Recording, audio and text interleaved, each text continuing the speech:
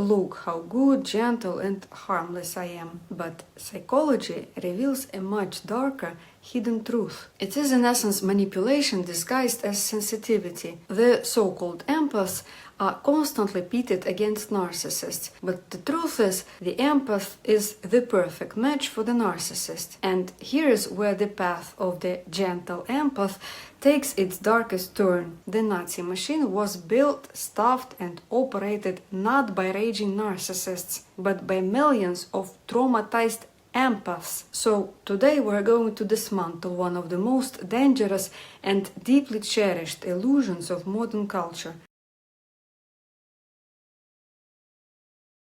Remember the last time you encountered the petty sadism of other people. Maybe it's the building concierge who takes an almost orgasmic delight in slamming the door right in your face because visiting hours are over, or the self-righteous neighbor lurking by the window, waiting to unleash a torrent of holy rage on a young girl in a short skirt, or a kid laughing too loudly in the street, or the clerk at the passport office who sees you've traveled across the country yet sends you back with a cold triumphant smirk because your form was signed with a black pen and we only accept blue. Let's be brutally honest.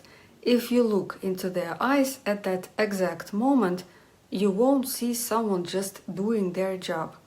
You will see a victory, a special, raw, concentrated form of everyday sadism.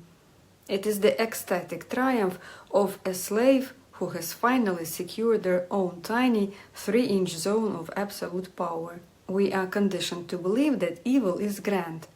When we think of tyranny or oppression, our imagination readily paints pictures of dictators roaring from balconies or fanatical villains with burning eyes. We comfort ourselves with the myth that evil belongs exclusively to the strong, the power-drunk monsters. Meanwhile, we humbly place ourselves in the safe, cozy category of little people. What can I do? I'm just living my life, laying low, following the rules. I'm just a harmless, innocent grain of sand. Now, if you identify as a sensitive, vulnerable, so-called empath, you might look at that sadistic passport clerk and think, this isn't me. I would never do that. I am the one who suffers from these monsters. I am the keeper of everyone else's peace. Every single time we encounter such a clerk, we walk away feeling spat upon, comforting ourselves with the illusion of being the innocent victim. But psychology reveals a much darker, hidden truth. The cruel bureaucrat and the fragile, submissive so-called empath, currently romanticized by pop spirituality, are actually two sides of the exact same coin. They are driven by the exact same engine, fueled by the exact same hidden reservoir, repressed fermenting rage. Both of them sustain the massive architecture of darkness inside solely by suppressing their true selves. And it is born from the deficient ego. It is a single psychological pathogen that simply chooses two different pathways. In the clerk, it turns outward as active passive aggression and everyday sadism. In the self-proclaimed empath, it turns inward. It wears the mask of hypersensitivity, quiet compliance, and codependency. It hides behind an illusion of holiness, whispering, "Look how good, gentle, and harmless I am." But this supposed goodness is a lie. It is not a virtue. It is the trauma of a suppressed psyche that is terrified of its own shadow, terrified of saying an authentic no, and terrified of losing the approval of the herd. And under the right circumstances, the fragile so-called empath is far more dangerous than the sadistic clerk. The clerk is a known variable. He is inefficient, microdosing his toxicity, letting the pressure out of his psychological valve through petty bureaucratic cruelties. But the empath releases nothing. He swallows his boundaries, buries his resentment, and builds a massive calcified reservoir of cold, unacknowledged rage deep within his shadow. The empath is a pressure cooker with the valve glued shut.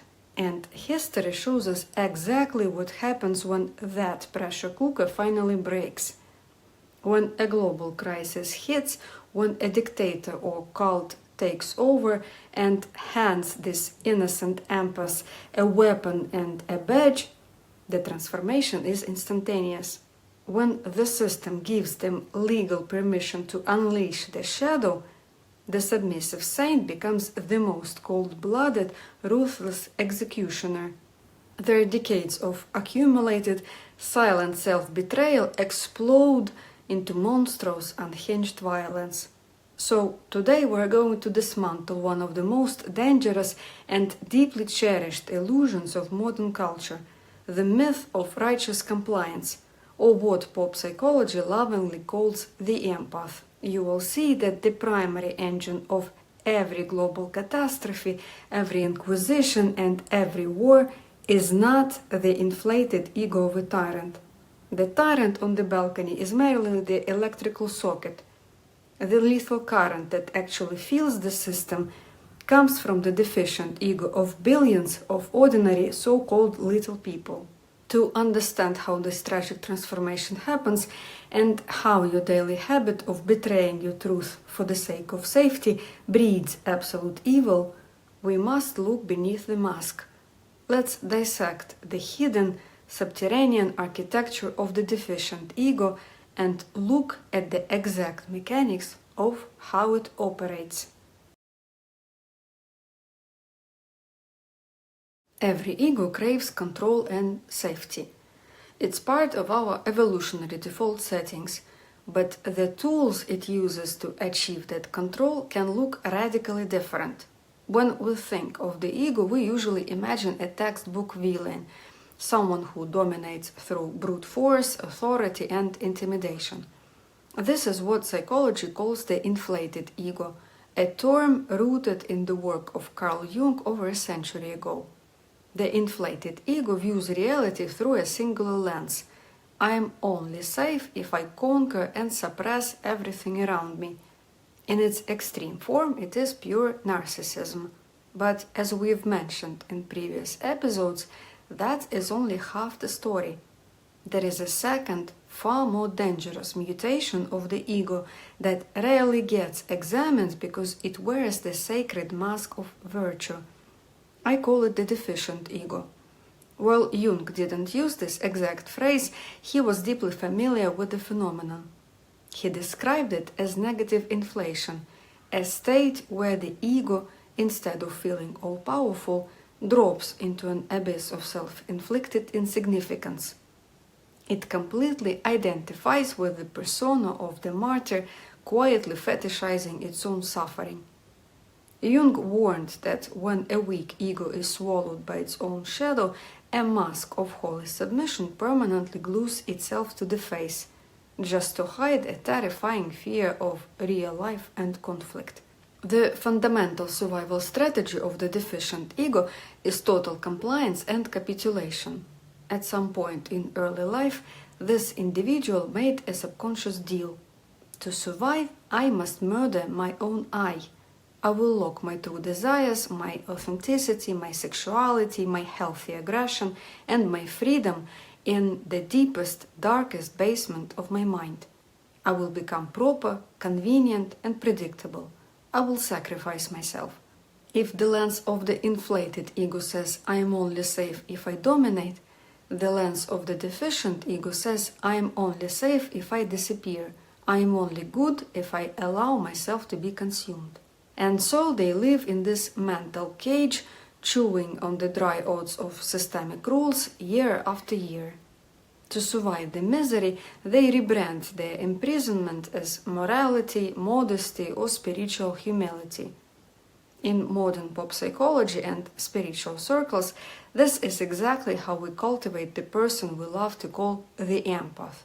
Now let's clear up some history. The term empath is commonly used today as if it were a core part of Jungian psychoanalysis, but Jung didn't coin the word empath. The term grew out of the German philosophical concept of Einfühlung, meaning feeling into or in feeling. the psychological ability to temporarily step inside someone else's emotional experience. The archetype of the hypersensitive empath as a distinct personality type emerged much later through humanistic and trauma-informed psychology, eventually being oversimplified by pop culture. But make no mistake, Jung fully mapped this exact human being. He described them as individuals with fragile, unformed ego boundaries and a hyperactivated unconscious. These are people prone to total psychological merging, codependency, and projection, usually born from early childhood neglect or insecure attachment. And here is the critical, shocking truth that today's pop culture completely sanitizes. Jung was describing an unhealthy, deeply damaged ego.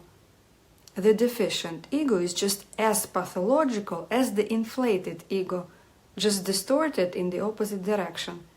And here we must draw a sharp surgical boundary between trauma-induced hypervigilance and the healthy capacity for genuine compassion. The first is the pathology of the deficient ego. The second is the triumph of a mature sovereign psyche. In trauma therapy, what pop psychology romanticizes as the gift of empathy is actually known as the phone response. It is not a superpower. It is trauma-induced hypervigilance. It is a state where the rudder of your attention is permanently forced outward, scanning the environment solely to guess the aggressor's mood and survive. It is the survival strategy of a hostage. It is in essence manipulation disguised as sensitivity. The empath hyperscans your every breath, predicts your every mood, and destroys their own boundaries just to ensure you can never cause them pain. And when you inevitably fail to meet their silent, impossible expectations, they nail themselves to the cross, whispering, "Look how much I endure for you. You owe me." It is a brilliant, twisted psychological architecture designed to conquer your attention by drowning you in perpetual guilt. The sovereign empathy, this capacity for genuine compassion, on the other hand, is never about merging with someone else's pain. It is the overflow of a mature, integrated psyche that has abundant resources and knows exactly where it ends and where the other begins. And it has nothing to do with trauma-induced hypervigilance of so-called empaths. Moreover, this dynamic reveals a mind-bending paradox. We are conditioned to believe that the natural enemy of the empath is the narcissist. This binary is heavily marketed as a battle between light and dark, between angels and demons. Right now, the entire internet is flooded with content like empaths are the angels of the earth, or how to survive as an empath in the world of cruel narcissists. But it's a complete illusion. The so-called empaths are driven by the exact same ego, the exact same darkness. It just blocks the light from a different angle. If you strip away the modern glamour and spiritual fluff from the empath, you don't find a saint. You find the exact same insatiable need for control, just turned inside out. The inflated ego says, "I will control you through power to feel like God." The deficient ego, the so-called empath, says, "I will suffer for you until I become your God." In reality, the deficient ego's claim to divinity is no smaller than that of the inflated ego. The only difference is the method. The inflated ego attempts to adopt the role of the creator or the avenger through absolute power and dominance. It proclaims, "I rule this world, I condemn, and I show mercy." The deficient ego attempts to play the role of the savior or the martyr. It seeks divinity through total self-sacrifice and by bearing the sins of the world. This is pure distilled megalomania wrapped in a shroud of virtue. In fact, this widespread misconception has allowed millions of people to weaponize the empath label, using it as a shield to justify their own infantilism, their deep-seated fear of conflict, and their absolute refusal to grow up. The so-called empaths are constantly pitted against narcissists, but the truth is, the empath is the perfect match for the narcissist. Their traumas fit together like perfect puzzle pieces. They lock into a dark, codependent dance where the narcissist plays the monster, the empath plays the saint, and both get to maintain their illusions. They are two sides of the same counterfeit coin. But to keep this dark contract alive, to maintain the flawless mask of blameless martyr, the so-called empath must pay a terrible price. And this is the ticking bomb of the deficient ego. The total suppression of healthy aggression. When you spend a lifetime burying your anger, denying your boundaries, and playing the savior, that aggression doesn't vanish. It ferments. It mutates into a toxic, lethal strain of passive aggression.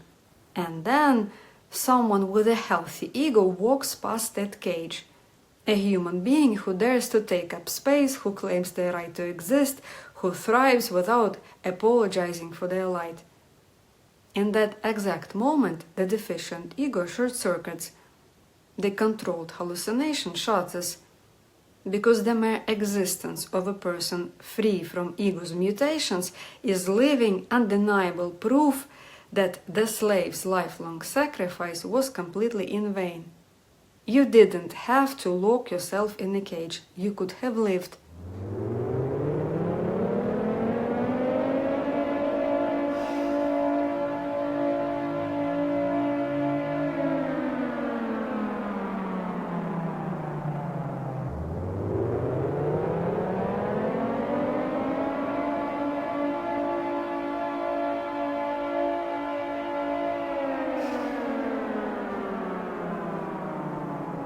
The mere existence of a person free from ego's mutations is living, undeniable proof that the slave's lifelong sacrifice was completely in vain. You didn't have to lock yourself in a cage. You could have lived. But to admit this is a psychological death. So to protect the illusion, the mind instantly activates the mechanism of aggressive projection. The inner slave looks at the free individual and feels a burning, intolerable envy. But acknowledging envy brings shame, so the psyche instantly dresses this envy up in the robes of righteous indignation. The logic flips. They are wrong. They are violating the rules. They are indecent. They must be punished, cut down to size, and dragged into the exact same cage I'm rotting in. And here's where the path of the gentle empath takes its darkest turn, because this hidden, rotting aggression needs a target. And this brings us to the ultimate paradox. The real danger, the true existential enemy of the deficient ego, is a healthy sovereign ego. A healthy ego is an absolute threat to the so-called empath's entire survival architecture, because a healthy person refuses to play the trauma game. When a healthy ego encounters the empath's exhausting, sacrificial manipulation, it doesn't offer pity. It doesn't validate the martyrdom. Instead, it looks at the cage and says, I never asked you to suffer for me. Your sacrifice is your own choice. If you are unhappy, change it. This is intolerable for the deficient ego. It strips away its crown of thorns. It forces them to face the terrifying reality of their own personal responsibility. This is the hidden, terrifying danger of the deficient ego. The harmless empath perceives psychological health not as an inspiration, but as an attack. To defend its prison, the deficient ego goes to war against the healthy individual. It won't fight out in the open. It will weaponize its victimhood through gaslighting, guilt-tripping, and covert subversion. And suddenly we discover that a healthy ego is just as much of an enemy to the deficient ego as it is to the inflated ego. The tyrant hates the individual with healthy ego because they cannot be broken by force. The empath hates the individual with healthy ego because they cannot be broken by guilt. And because reality is a fractal, this micro-level mechanism of envious, caged ego and its terrifying codependent dance with inflated ego gets easily scaled up into a geopolitical monster with a mathematical precision. The damaged mass will always tolerate the tyrant who oppresses them, but they will actively crucify the free individual who tries to show them that the prison door was never locked.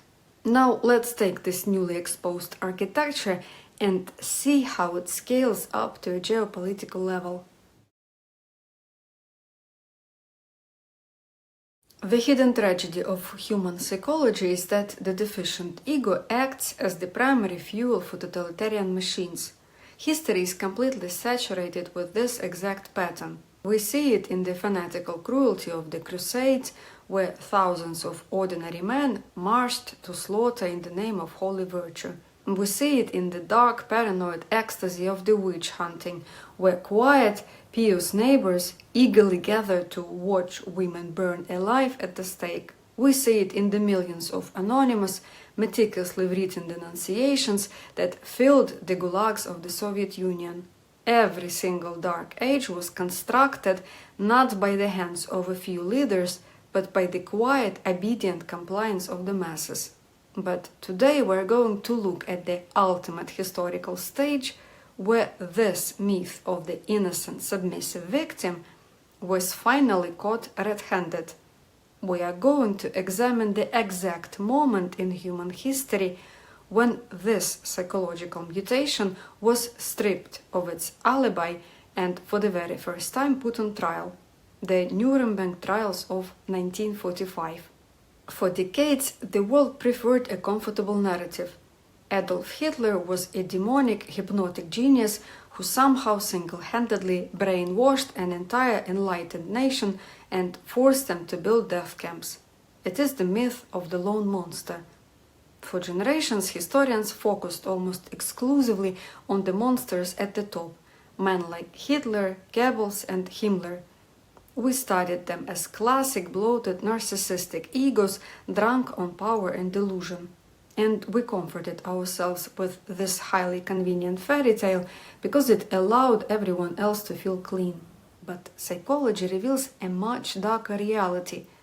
The Third Reich was not a nation hypnotized by a tyrant. It was a perfect, harmonious symphony of shared trauma. The Nazi machine was built, staffed, and operated not by raging narcissists, but by millions of traumatized empaths, orderly, compliant, sensitive little people who had spent their entire lives suppressing their true selves, pleasing authority and obeying rules. They were the ultimate practitioners of the deficient ego. Why must we look into this specific historical mirror?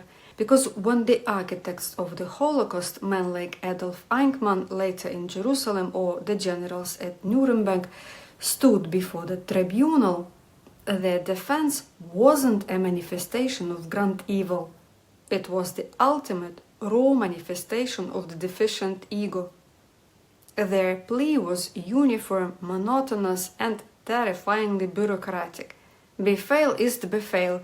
An order is an order. I am a gentle person, I love my family, I was just a cog in the machine. I had no choice, the system was bigger than me. Philosopher Hannah Arendt famously called this the banality of evil. But look closer, this wasn't banal. Psychologically, it is something far more insidious. It is the symbiotic contract between the inflated ego of the tyrant and the deficient ego of the mass. This was the ultimate payoff of the empath's shadow contract. The tyrant doesn't force the little man to commit atrocities. The tyrant authorizes him to do so. The totalitarian regime provides these millions of passive-aggressive, deeply repressed individuals with something they desperately crave, a legal, state-sanctioned outlet to finally unleash their buried, rotting rage. The contract with a dictator is simple. Surrender your individual sovereignty to me, hyperscan my wishes just like you did with your abusive parents in childhood, and in return, I will give you a legal target for your accumulated hatred. I will give you permission to torture, kill, and dominate. I will let you punish those who dare to be free. And the best part, you will remain a good, righteous citizen while doing it. The innocent henchman didn't execute the free thinkers, the rebels, and the minorities because he was forced to.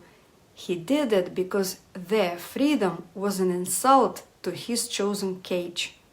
Yet the International Tribunal ruled the fact that a person acted pursuant to order of his government or of a superior does not relieve him from responsibility.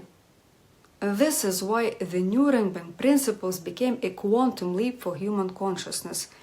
With those definitive words, secular jurisprudence finally mirrored a cosmic spiritual law.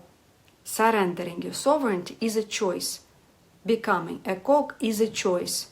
Your good intentions, your submissive empathy, and your holy orders will never be an alibi.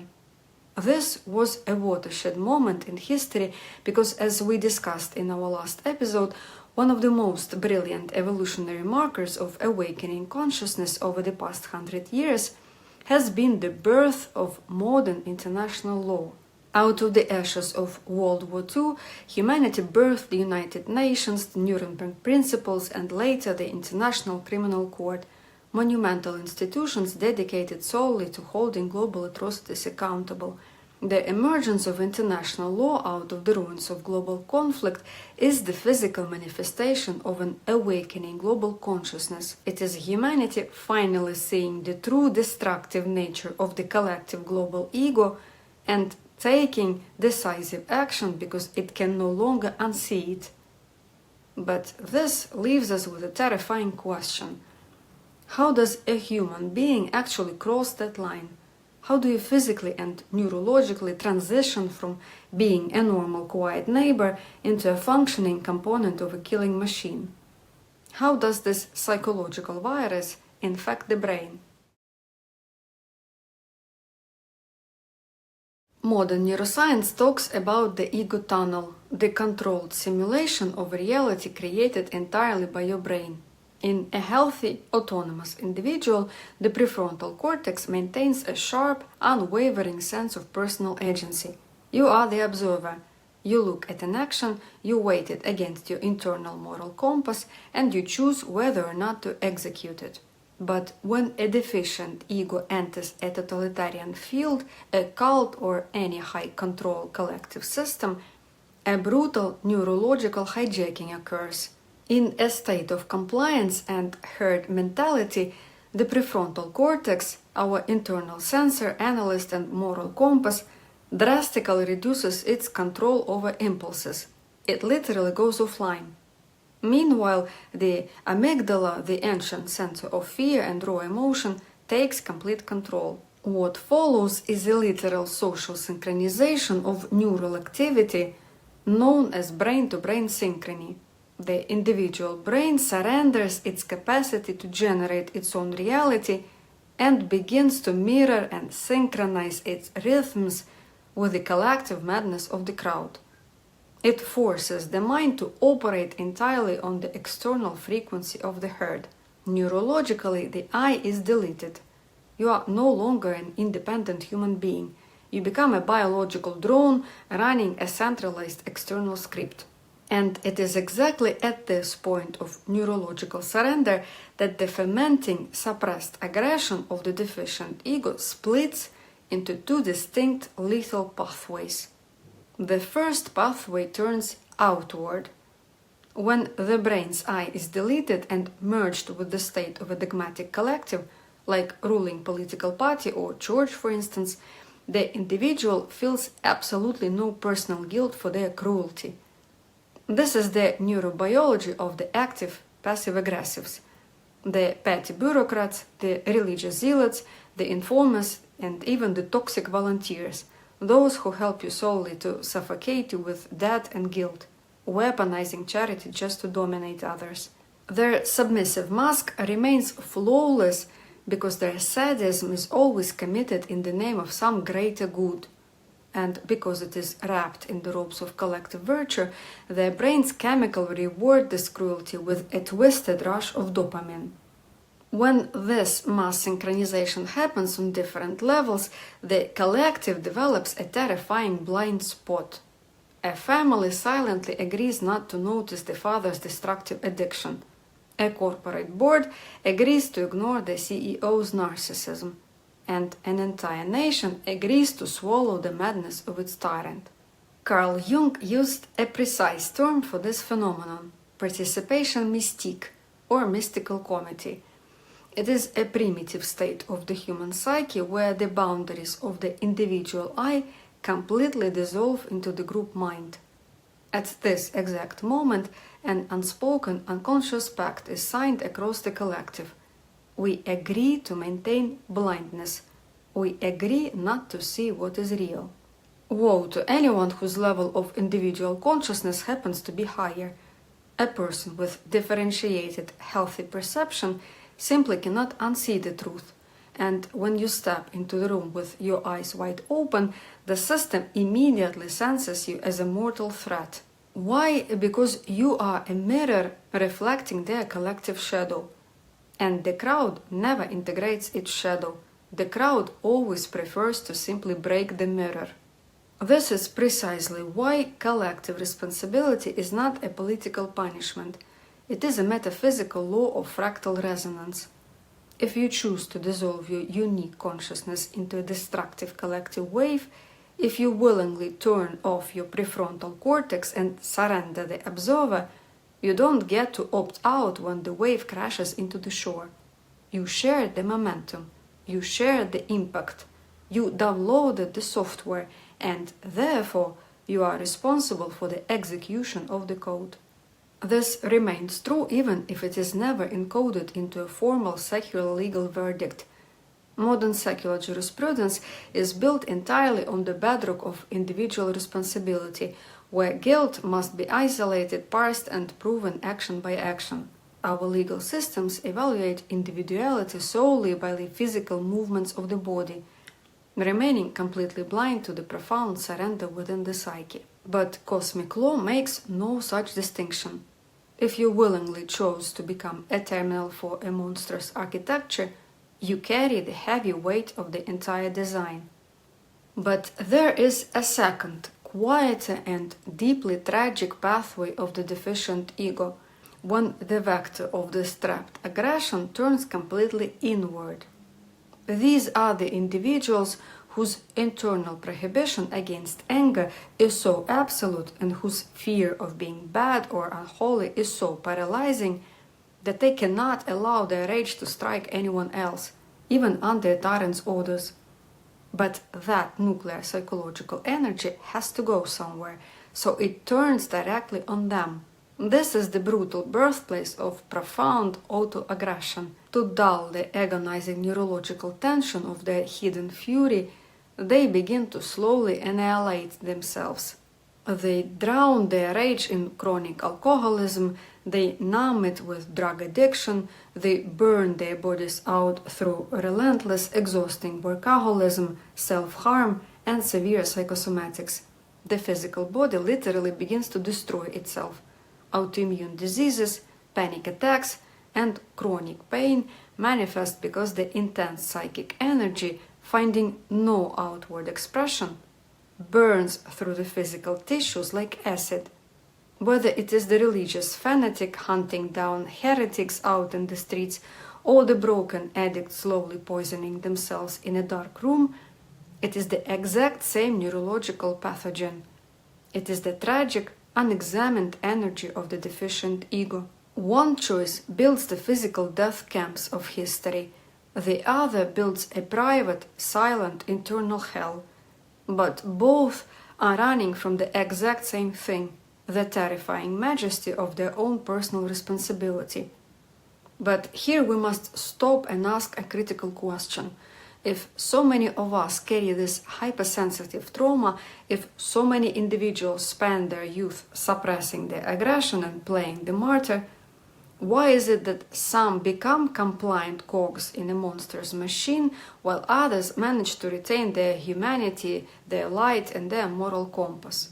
What separates the dangerous, passive-aggressive shadow empath from a truly healthy, conscious human being? And this is exactly where we draw the line today. We have dissected the infection, but are you ready for the cure? In the next episode, part 2 of this deep dive, we're going to talk about the antidote.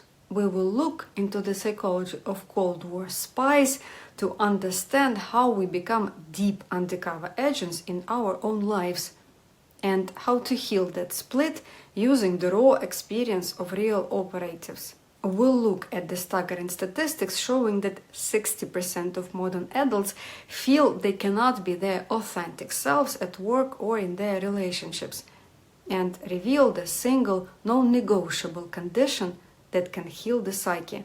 We'll also expose how New Age culture scammed millions of people with the concept of destroying the ego, creating the dangerous, deceptive trap of spiritual bypassing, and how not to get into it. We'll discover the curse of the seer archetype and the prophet complex, and learn how to avoid being derailed and crushed by them like Friedrich Nietzsche. And finally, we'll scale this psychological fractal all the way up to the modern geopolitical arena, from tribal cleansing in Africa to corporate boardrooms in Western democracies, from savage online mobs to the brutal reality of Russian aggression here in Ukraine, where regular as clockwork, I am jolted awake in the dead night by the deafening roar of exploding missiles. We will look at what transcending this horror actually means when you finally strip away the illusions of pop spirituality and claim your 3 meters of concrete. Stay tuned for part 2. The door of the cage is open. See you in the next episode.